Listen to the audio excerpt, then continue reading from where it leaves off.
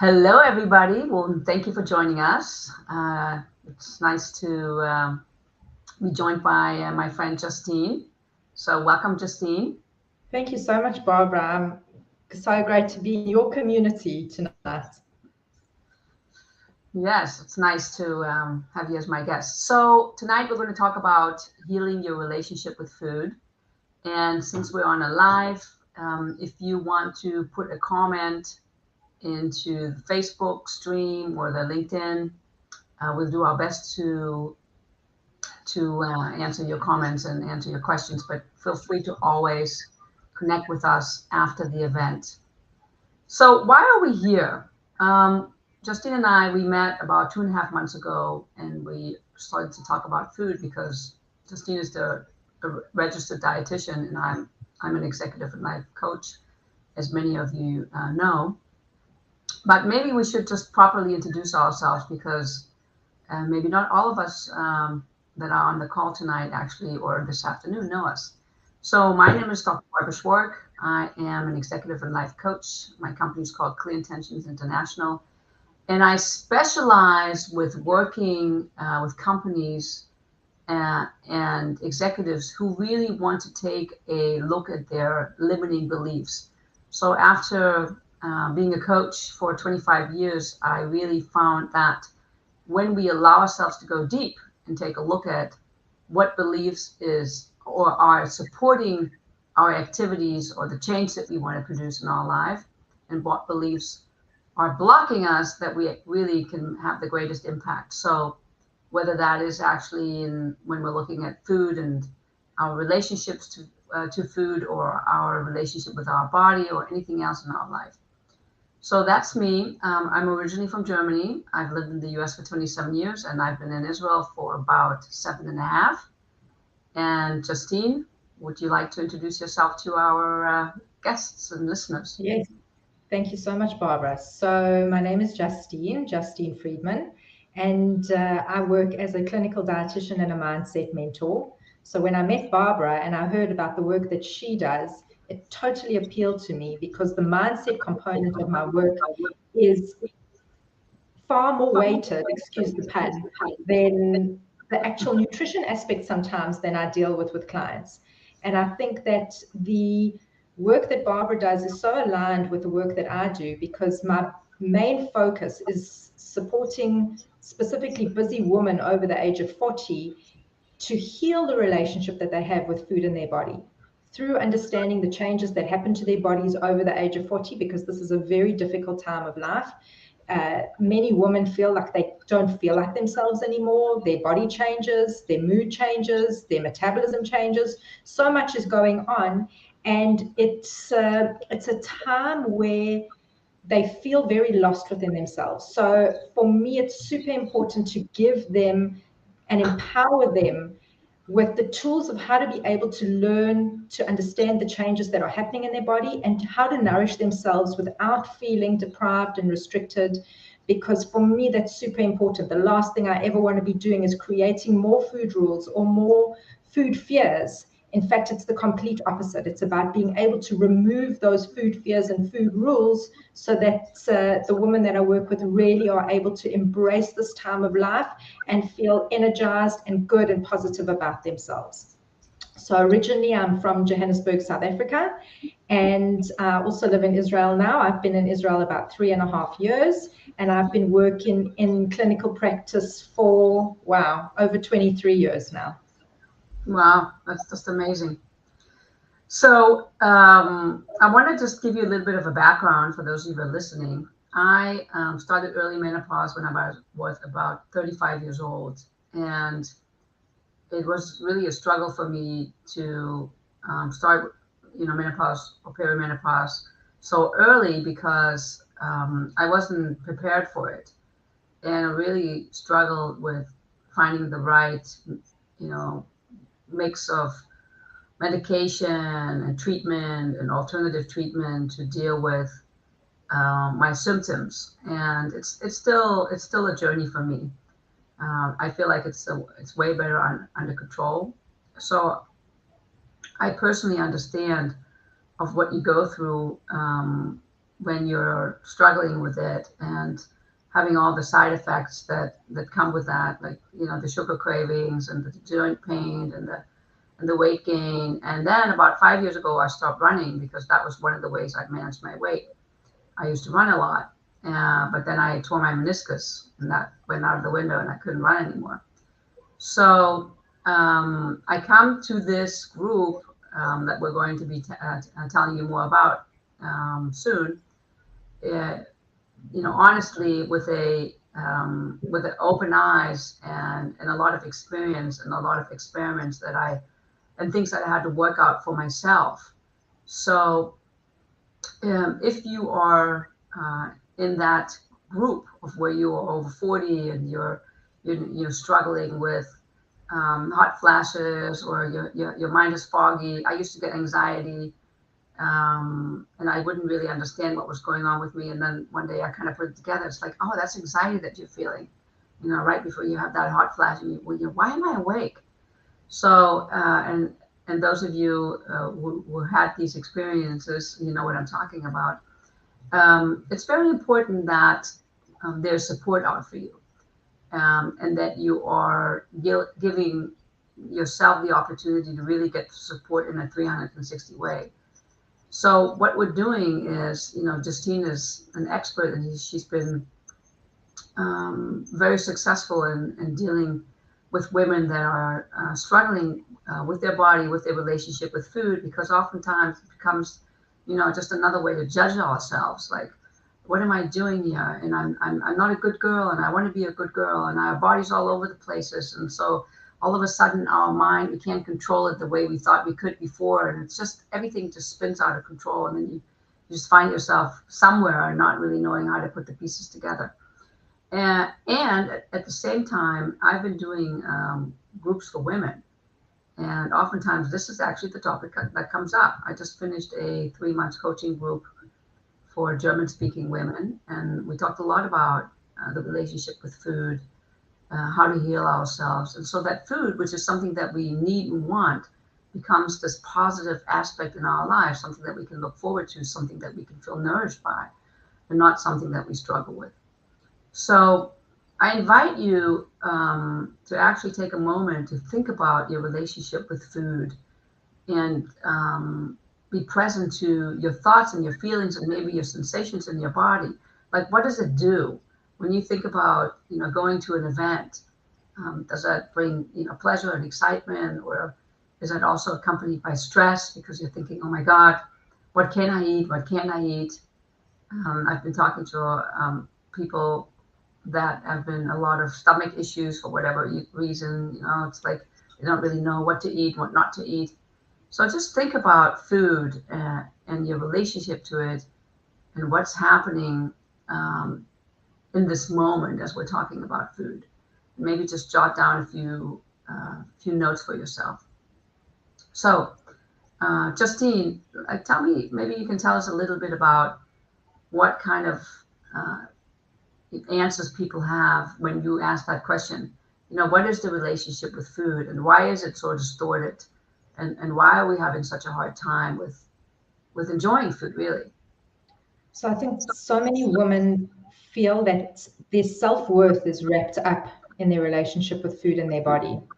And this is a very big piece of the puzzle that we work on together. And I'm sure with, the work that you do as well, because so much of what they want to achieve and how they want to feel in their body is always intended to be the most positive possible, but they often end up self-sabotaging themselves. And I think this is something that most women then feel, are so hard on themselves about. They try very hard, that they want to feel good about themselves, because self-worth may be wrapped up in how they look and how they feel in their body and what their weight may be, that when they've always believed, and unfortunately there's so much information out there and so much noise on social media about how you, I always put this in inverted commas, should be eating, and what you should be doing in order to be able to have a better relationship, in order to lose weight. That's always generally the focus, is about weight. And one of the things I always try and do is say, let's put weight aside. Let's take the weight loss goals off the table until you actually learn to have a more nourishing relationship with food. Because when your focus is only on whether you gain weight or not, then you can do very restrictive, strange, unnourishing, um, you know, programs in order to try and achieve it. And while they may work in the short term, and certainly when you're younger, when you are, heading towards midlife and your metabolism starts slowing down, restricting and eating less can actually cause more of a problem, and it can actually cause weight gain. So a lot of these women are feeling and a lot of people don't realize that. So, the general advice is there, just be in a calorie deficit, exercise harder, eat less, and then you'll lose the weight. And Right. where this may logically make sense, physiologically for the body, it's a very big stress and a big problem, because when your body feels that it's being deprived and it goes into, I know you speak very much about the reptilian brain and that survivor mode instinct. When the body feels that it's in the survivor mode phase, it protects itself. And one of the ways that the body protects itself is by maintaining the status quo as much as possible, and it slows down its own metabolic rate, which means that the next time that you go back and eat a normal meal again, you increase your weight so much more quickly, because your body is conserving energy as opposed to becoming an energy expender. So the key really is to learn how to nourish your body and give your body enough fuel, but of the right foods, and have a balance of being able to eat the foods that you enjoy. Because the last thing you want is to go to a buffet, to go to a social event, have the social anxiety and feel like you can't eat anything. In fact, a lot of women, in fear of this, and speaking more to like how would they feel in their bodies, we often prepare them ahead of time for going to this kind of a situation, to a buffet, to a social event. And I always say to them, don't go there hungry. I'm sure this is advice that most people have heard, because if you go there, let's say some women say to me, well, I'm just not going to eat the whole day so that I've got enough calories to eat at night. And my advice is that if you're doing it that way around, you're setting yourself up for failure. You're setting yourself up to arrive at the buffet with all the foods there and the smells, so hungry, and you're going to overindulge. Whereas if you've paced yourself through the day, honored your body, nourished your body, given your body everything that it needs, by the time you get to that buffet, yes, you're still going to be enticed, but it's not going to be with the same level of intensity as if you've really deprived yourself the whole day. So these are some of the ideas. Not only is self-worth something that's wrapped up in food, but many women also have feelings when they eat things that they deem to be on the bad list. I'll again put it in inverted commas and quotes, because when we eat something that we think is bad, then we feel bad. And when we eat something that we think is good, then we feel good, and we assign our value to the food that we've eaten, whereas food really at the end of the day is pretty neutral. Yes, certain foods have different nutrients and they nourish our body in different ways, but only when we categorize them as good or bad do we start developing a worse relationship with food. So it's super important to try and break those patterns, because when we start assigning a value of ourself to food, like I'm eating something bad and therefore I feel bad, then the feelings of guilt and shame and self-loathing also start creeping in, and then you triggering that very critical, judgmental part of your brain, which drives that cycle further and further. Right.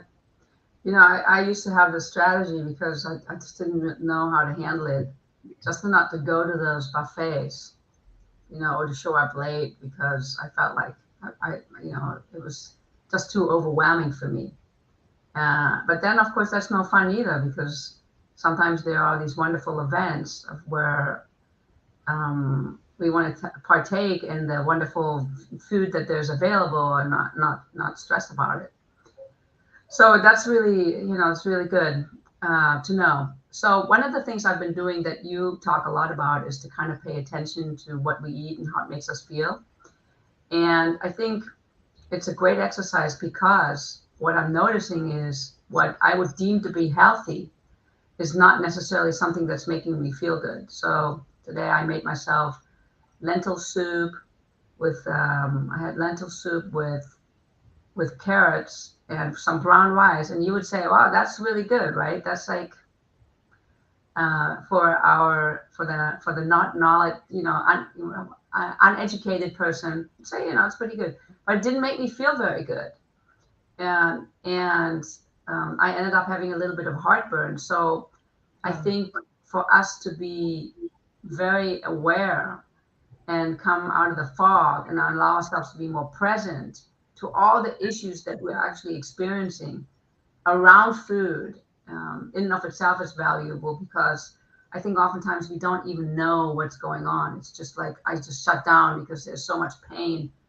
that we have associated with food. My mother used to say in one sentence, you're so skinny, you need to eat more. And then the next minute it was like, you're getting too fat, stop eating. So it was confusing. And when you look at the media, and, I just saw it a couple of days ago, Oprah came out with some weight loss gummy bears. So it's like people that, we know Oprah has certainly yo-yoed with her weight.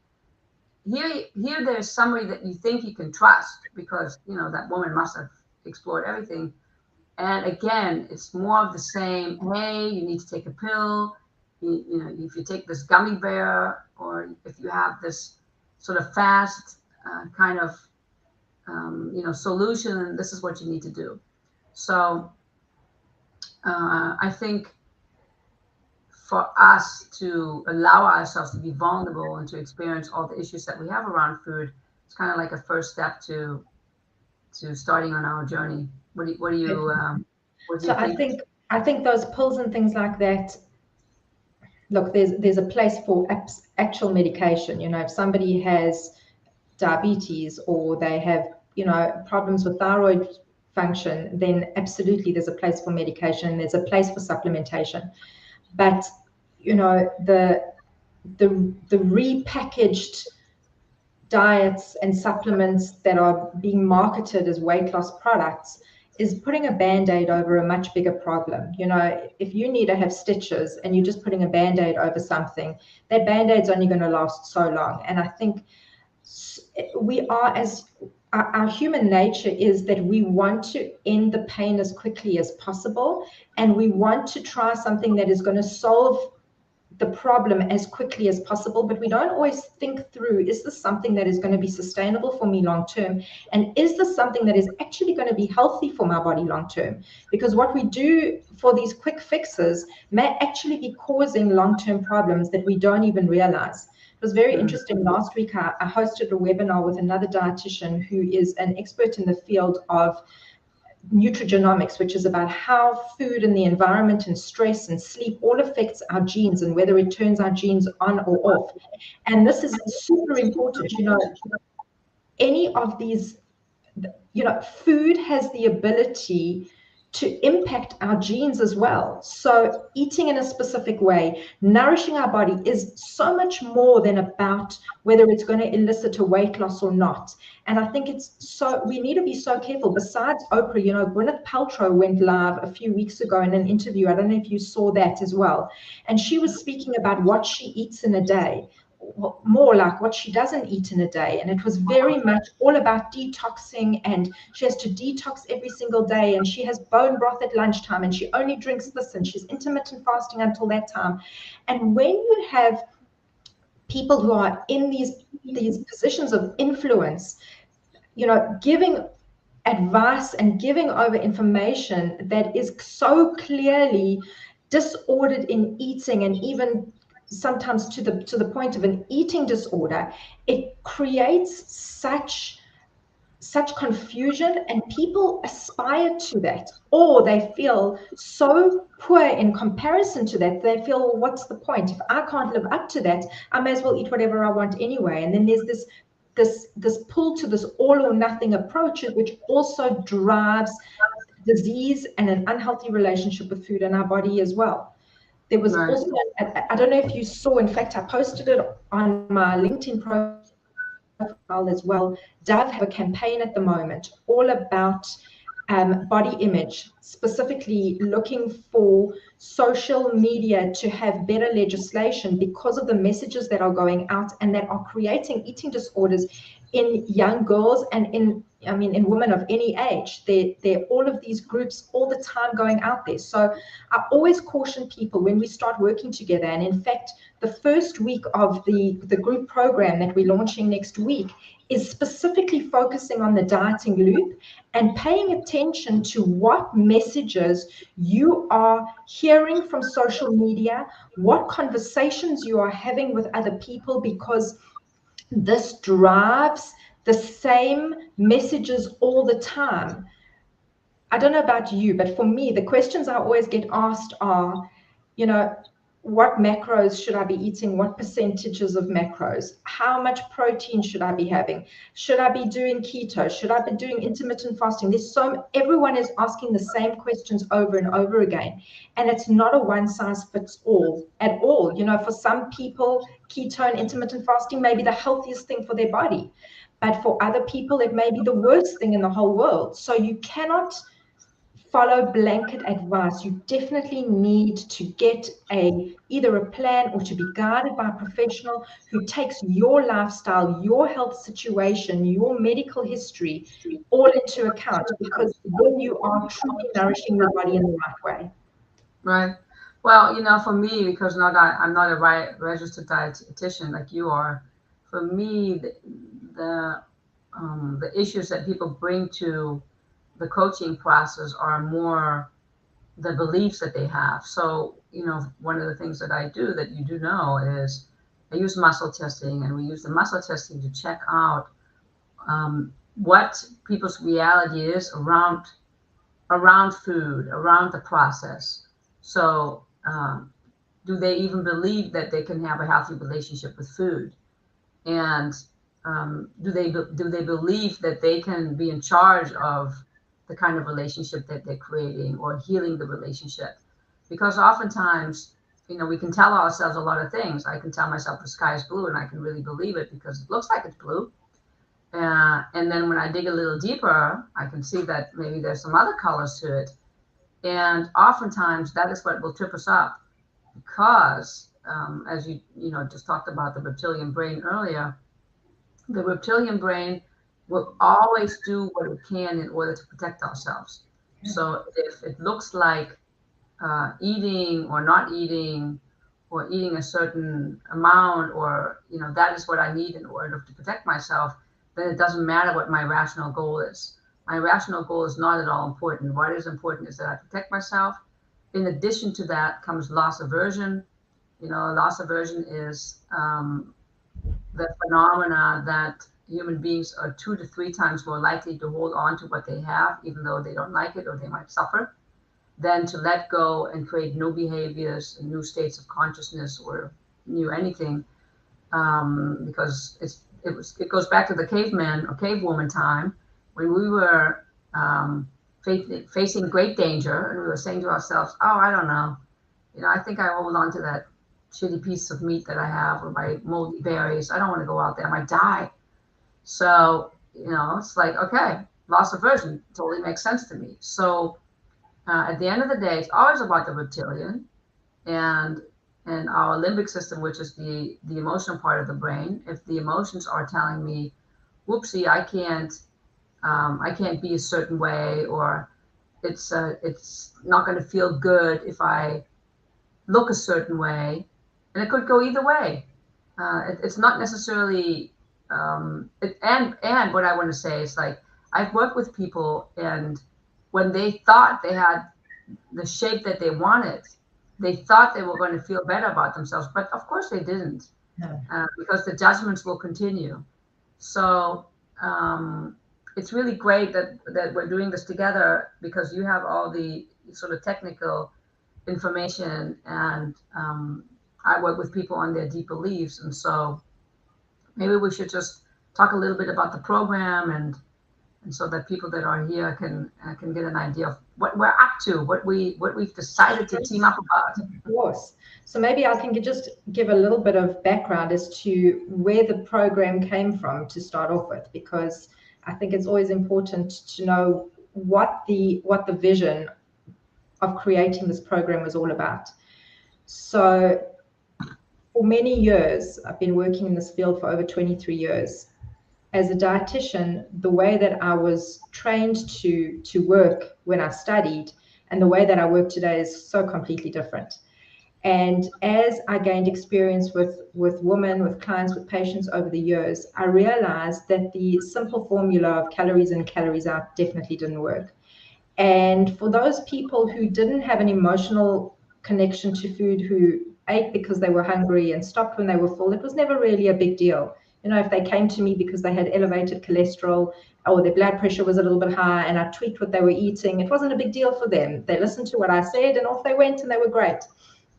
But the women that I really found were the most challenged by making changes were those that had this much deeper emotional connection to food, and those that had tried and failed at dieting attempts time and time again. Because every time that happened, they felt like a failure, and it drove home these feelings of needing to either restrict or overeat, and it became very much an all or nothing approach that they had. So as an aside, and maybe a very important point for me to mention, is that as a teenager, I also developed very negative patterns with eating, which is a whole long story for another day. And it's something that I have worked on healing my entire life. And that as an adult and working in this field, so much of the work that I do has also been as a way to heal my own relationship with food in my body, which has not always been very positive. And about 3.5 years ago, when I moved from South Africa to Israel, I picked up a lot of weight in a very short period of time. And this for me was a huge shock to the system. I thought I had all of my emotional eating issues and mindset issues under control, but the stress of the move, and I think the changes in my hormones that happened all at the same time, really triggered this huge shift in my body. And I tried, of course, all my old tricks from my 20s and 30s, which really didn't work. And I was finally faced with re-looking at how to nourish my body as a woman over 40. And it was the biggest gift. As hard as it was and as self-defeating as it felt at the time, it was the biggest gift, because what's come from it is this program, which is so strongly rooted in helping women to be able to take what could be a very challenging relationship with food, break down and unlearn the dieting rules that they may have believed to be true, break away from dieting, understand. Really, one of the things that we do in the weeks of the program is I give a lot of information about the changes that happen in your body over the age of 40, because I strongly believe that when you understand what happens in your body, then you have the power and the ability to effect change. So we do a lot of information about the physiology in easy terms, and we focus on stress and how the vagus nerve has an impact on your ability to have hormonal balance, what foods are good to nourish your body, and everyone gets to choose the foods that are right for them, exactly as you described. A lentil soup and rice may be wonderful, and that'll suit me down to a T. My body will be amazing on that, but for you, it wasn't good. So there is no prescriptive plan where I say you have to eat this every single day and you have to have this amount of food. Definitely not, because for each and every woman who we work with, it's going to be completely different. And I also want to neutralize any of the emotional charge around food so that they are able to really learn what is truly good for them. One of the exercises I ask them to do is consider before you eat this how you want to feel afterwards. If this food gives you good energy, great, have it.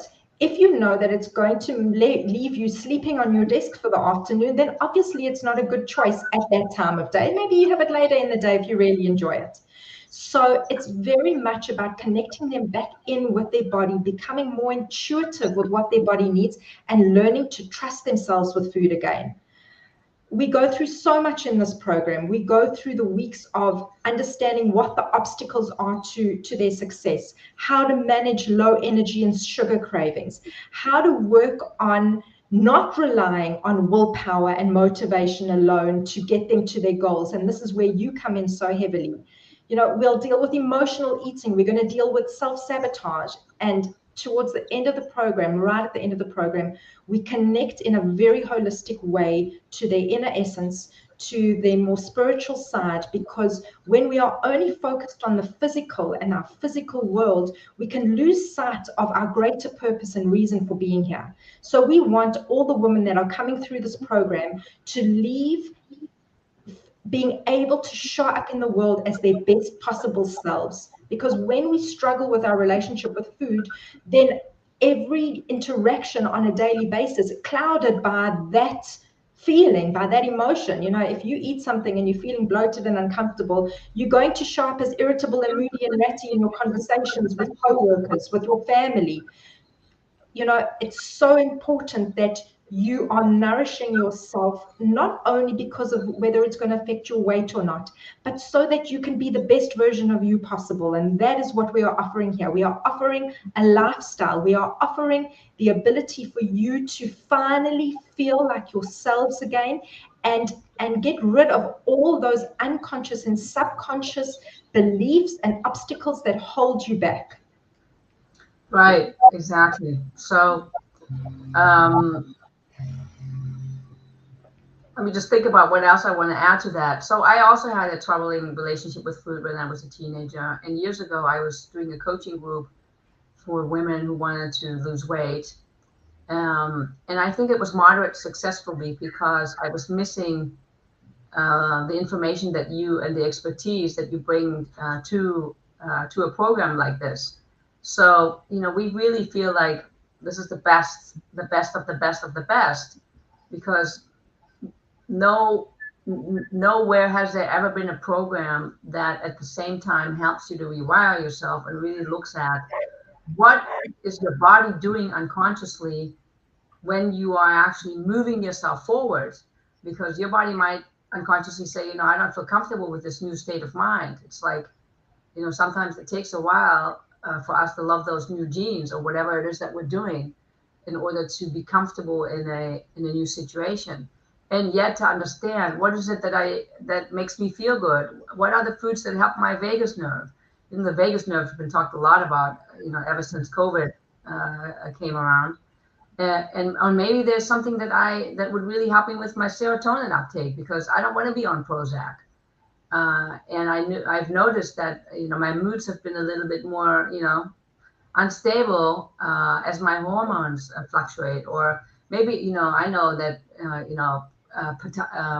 sweet potatoes are really good for estrogen, but maybe there's other foods that would really assist me in so many ways. So you are both getting the information that you need to actually hands-on, ABCD, the things that you need to know, while at the same time in this program, you will have the opportunity to really set yourself up to win and to change. And so this whole yo-yo, back and forth, you will be done with it. As a matter of fact, I was posting on the Oprah group. I'm like, she is a candidate for our program. I invite her to come and join us, because I think it would be so healing for her. That would be amazing. We can leave her gummy bears behind and show her really a sustainable approach that could finally put her on the right path. Oprah, Exactly. we'd love to have you.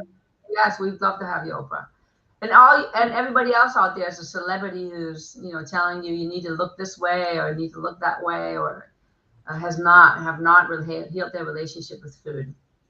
So, Justine, let's just give a little bit of a overview of the program. We're going to start on Sunday. We just opened up the card, which means you can now register. There is an interview that is prerequisite. We just want to make sure that there's a good fit. We're going to be running this group for 12 weeks. It's every Sunday. It starts at 7:30 Israel time, which is 12:30 Eastern Standard Time. South Africa time, I think it's close to 6:30. Yeah, they're an hour behind. Yeah. Same as in Europe, Central Europe. We will be doing this together. Every month there will be a one-on-one session that you will have with each one of us, and to deepen the program and to also check in with you and see where you are. There's a workbook, there will be pre-recorded videos for you to watch. We will have a WhatsApp group. So a lot of support because we want you to be successful. We want you to walk away and say, oh my God, I received so much more than what I actually was expecting from this group. There will be accountability groups. So we will pair you up with probably 2 other women. And so that you will have people to talk to during the week, things to bounce off of.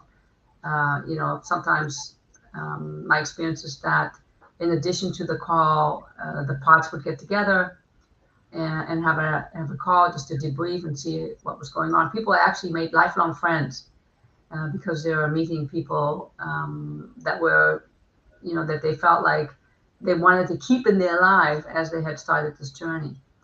So all in all, 12 amazing weeks together. We only have 15 spots available, and I don't know actually where we are. So I would, if you're really interested, I would suggest don't wait. Just get cracking and book an exploratory call, register. We will post all the information so it's easy for you to find. And what else have I forgotten? I think the other thing from a supportive point of view is that all of the recorded material and the replays are going to be on a teaching platform, which you'll be able to have access to, and you can watch those over and over again. I've got women in my current program at the moment who have gone back and gone over so much of the material from the beginning because it's important for them to remind themselves of the different tools that we go through. And there's also email support that if you've got any questions that you need extra support with in between the calls, during office hours, we're available for you. We want you to make this the most successful for yourself as possible and give you the best support, because we know how challenging it can be to try and do this on your own. And I think both Barbara and I work with people one-on-one, but the energy of a group dynamic and the ability for it to move you forward in a very different way is so incredibly powerful. And that is the reason that, first of all, we're collaborating together with both of our unique gifts and experience that we have in our respective fields, as well as to bring like-minded women together in order for you to feel so supported. It's just interesting. I was on a call with one of my one-to-one clients today, and she said to me, I had shared with her a tool in our last appointment, and for her the biggest impact that it had was that she felt that she wasn't alone. And I think so many women out there, especially in this age category, you're busy, you've got young kids still and maybe aging parents, and you feel like you caught in between, and husbands to take care of, or busy careers, and you feel like often you're suffering through this process and you don't have the time to spend on giving value to yourself. But a program like this can set you up to live a better life, to be able to manage the stresses, to be able to manage the demands that are placed on you. Because when you heal your relationship with food and you nourish your body, your relationship to yourself is better. Your relationship to your co-workers and your family and everybody else is better. And you are better able to manage that busy schedule. Because when you put self-care and yourself on the back burner, and this is something that every woman says in the first week of the program, I always ask them, how much time do you spend giving to yourself? And what's the answer?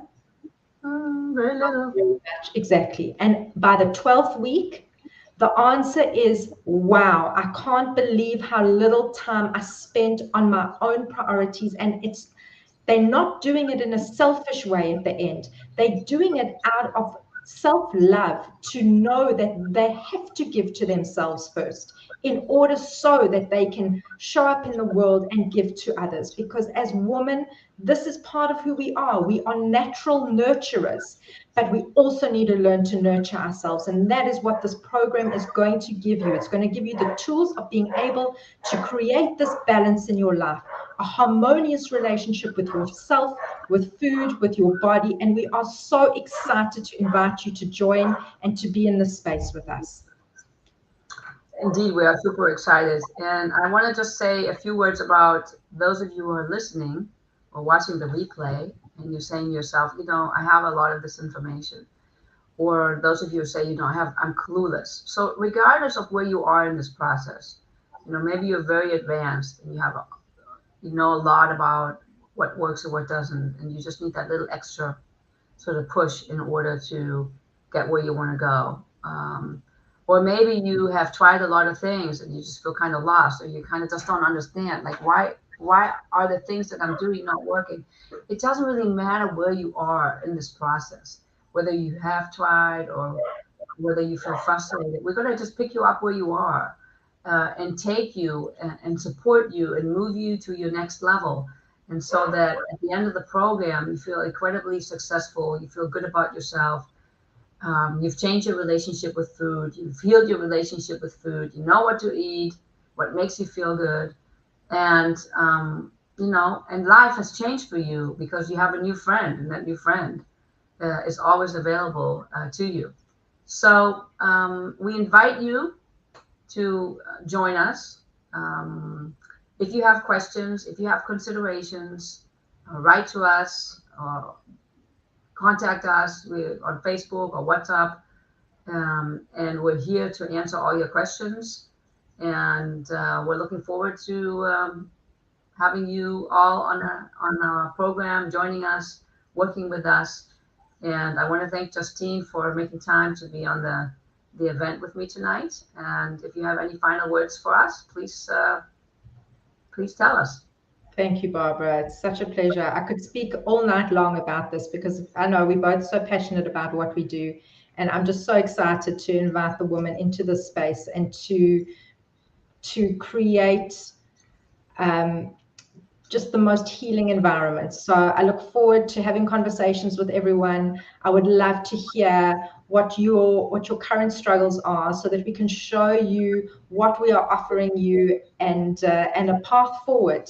One of my greatest mentors always says, when you know that you have a choice, then there is always hope and there's always a path forward. So know that you have choice, you have options, and this is, for me, I don't know any program out there that combines the type of skills that you have, Barbara, with mine. So such a holistic program, and we are super excited to invite you to come and join us. Thank you for having me on the call tonight. Thank you for coming. Good night, everybody. Good night. Take care. Take care.